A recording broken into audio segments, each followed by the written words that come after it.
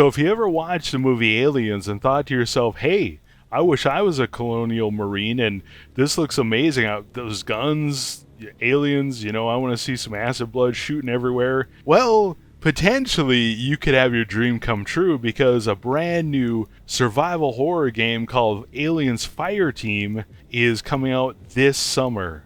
Hey guys, this is Chris with B&B Gaming. Welcome back, and I hope you're doing amazing today.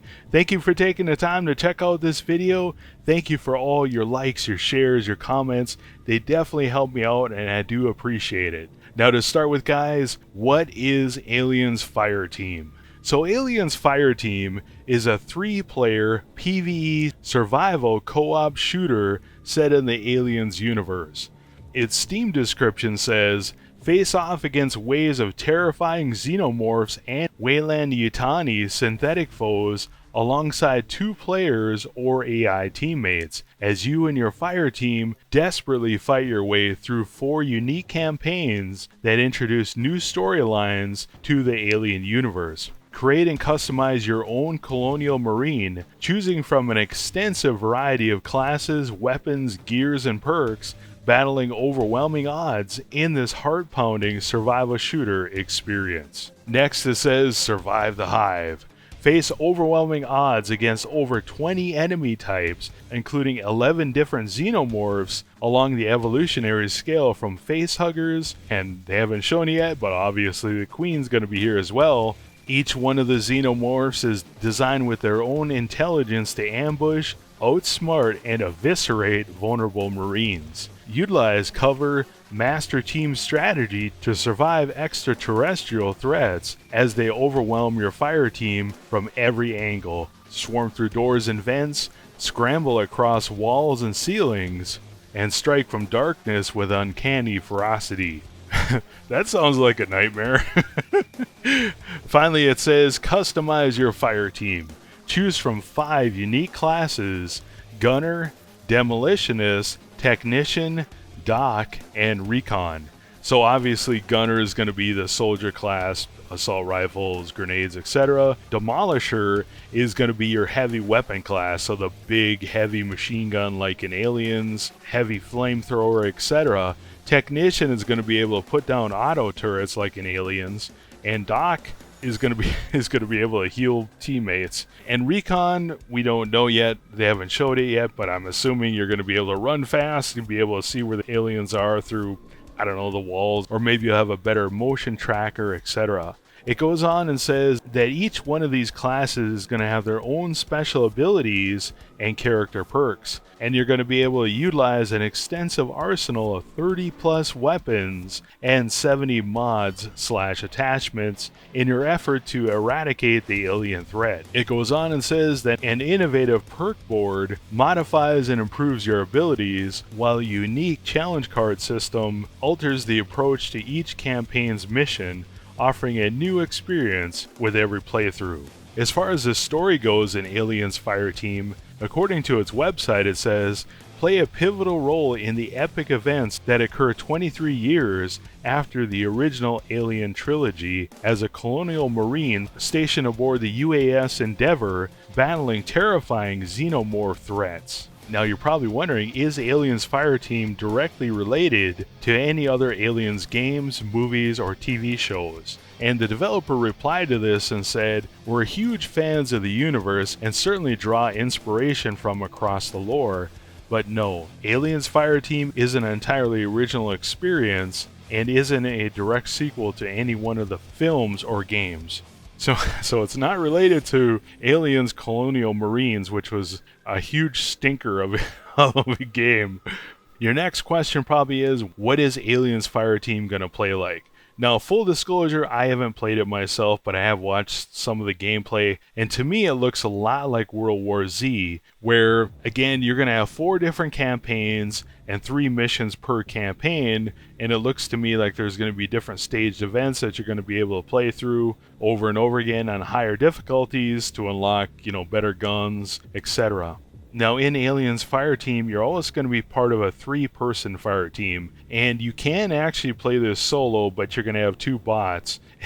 And if I remember right, the developer didn't recommend doing that. If you can find 2 human teammates. Preferably, you're going to want to play with that. And again, at launch, it's going to feature 4 replayable story-driven campaigns tied together. Each campaign is going to have 3 missions, and each one of these campaigns is going to be in a different location. As far as gameplay time with each campaign, according to the developer, they said campaigns end up being a little bit longer than an hour to run through. Session-wise, it's going to be up to how much you're going to be playing, whether or not it's going to be a pickup at night or a longer session on Saturday. Now, Aliens Fireteam is going to feature 5 different difficulties, and of course each difficulty is going to extend the gameplay time. So if you're playing on the hardest difficulty, if you can blast through a campaign in an hour, you're a monster.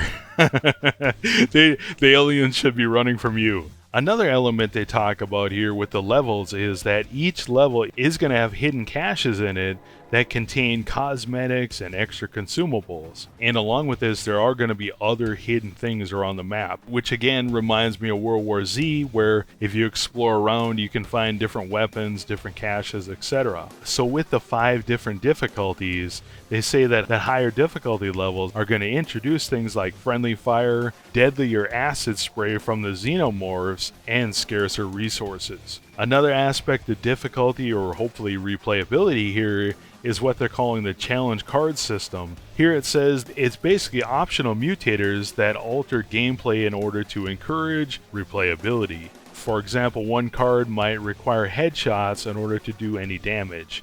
So you're probably thinking, why would I want to do this? The developer said, if you play the challenge card successfully, you end up with getting additional rewards. So additional cosmetics, additional attachments, things like that. As far as enemy types go, again, they've said there's 20 enemy types in the game, including 11 different xenomorphs. And again, each one of these xenomorphs is going to have its own AI and behaviors. So for example, you have the Praetorian, which is essentially just an elite, which is immune to headshot damage, so you got to shoot it in the body. And on a side note, this game is going to have a ping system, so you're going to be able to mark these big elite enemies so you can lay down firepower on them. As far as your character or your Colonial Marine, you are going to be able to create your own custom Colonial Marine character, which I'm a huge fan of. One thing I don't like in a lot of games now is basically they're creating these custom characters in a game like this that isn't a story-driven game, and they make you play whatever this character, and they might be super annoying and you might not want to play that character, but you're almost shoehorned into it. Again, this is why I like this, where if you want to create whatever look you want, you can create your character and have them be a demolisher or a gunner or recon or whatever you want. As far as the classes go, they say, again, you're going to be able to choose from 5 unique classes. The gunner, which looks to me like the generic soldier, assault rifles, grenades. You have the demolisher, which is again the heavy gunner, the heavy machine gun, heavy flamer, etc. You're going to have the technician, which is going to be able to place down an auto turret. You're going to have the doc, and which is the medic, and you're also going to have the recon, who will be able to run really fast, I'm assuming. Along with the different weapons they can handle, each one of these classes is going to have 2 special abilities on cooldown. Now you're probably wondering, are we going to be shoehorned into playing just one class? So one rando chooses a gunner, so now you can't choose gunner, you got to choose demolisher or whatever. According to the developer, you're going to be able to have, for example, 3 technicians on your team or 3 demolishers, whatever you choose. So each one of these classes, so for example the gunner, is going to have its own progression and individual skill trees. As far as the weapons go, again, they say there's going to be 30 plus weapons and 70 plus mods / attachments. In addition, they do have a level system for each weapon, which I'm a big fan of. I know I played a ton of Zombie Army 4, and one of the reasons was you can level up your weapons, and it was meaningful. Hopefully Aliens Fireteam does the same thing. As far as weapons and classes goes, each class is going to carry 2 primary weapons and 1 sidearm. I'm not sure, but it sounded to me like the sidearm is going to have infinite ammo, so you aren't going to be punching the Praetorian in the face. Now, just like in World War Z, each level is going to have ammo crates and med kits scattered around the map. There isn't any health regeneration, so you heal through med kits. In addition, you can administer med kits to other players or your useful AI teammates. Along with this, Aliens Fireteam is going to have a revive mechanic and an armor system. And of course, because it's Aliens, you're going to have a motion tracker, and this is going to serve as our mini-map.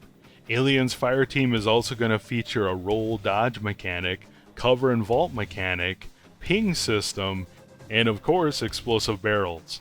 As far as game modes go, as far as I know, it only has the campaign here, so 4 campaigns, 3 missions per campaign. I'm a little concerned about that, and I'll talk about that later here in, my opinion about the game.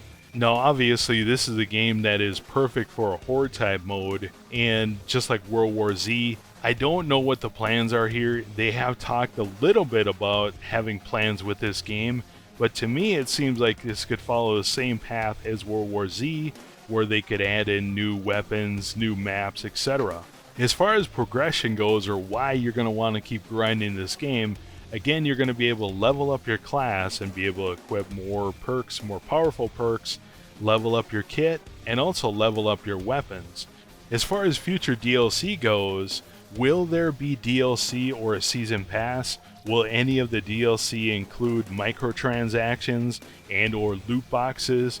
According to the frequently asked questions on their home website, it says, "We plan on continuing to support the game after launch with updates and new content. Any purchasable content will be purely cosmetic. We'll be revealing details about these plans at a later date." As far as a release date for Aliens Fireteam, it has been confirmed to be this summer, and they actually confirmed it a couple days ago by announcing that Focus Home Interactive is going to be publishing it in Europe. In terms of what platforms it's coming out for, it's announced for Steam, PS4, PS5, Xbox One, and Xbox Series X. And they haven't announced if there's going to be any upgrades for the next-gen consoles, but I'll keep you posted on that. And the big one, of course, is what's the price going to be? The interesting thing is they haven't announced price yet. So I looked on Amazon, and it's not even listed there yet. I looked on Steam and it just says wishlisted. I don't know, we'll have to wait and see. So what do you guys think of Aliens Fireteam? Let me know in the comments below. Are you a big Aliens fan? Do you like World War Z? Do you like these type of games? Let me know what you think. For me, I'm excited about this game because I love the movie Aliens. I don't necessarily like the other movies, but I like the idea of aliens where you're facing an incredibly powerful enemy, but you yourself are powerful as well. And it kind of reminds me of Dead Space, where you have that mixture. For me, price is going to make the difference, because with 4 campaigns and 3 missions per campaign, so 4 hours of gameplay, $20 for me would be a buy any day of the week. $30, I'm going to think about it. $60, no way, because that's just not enough content.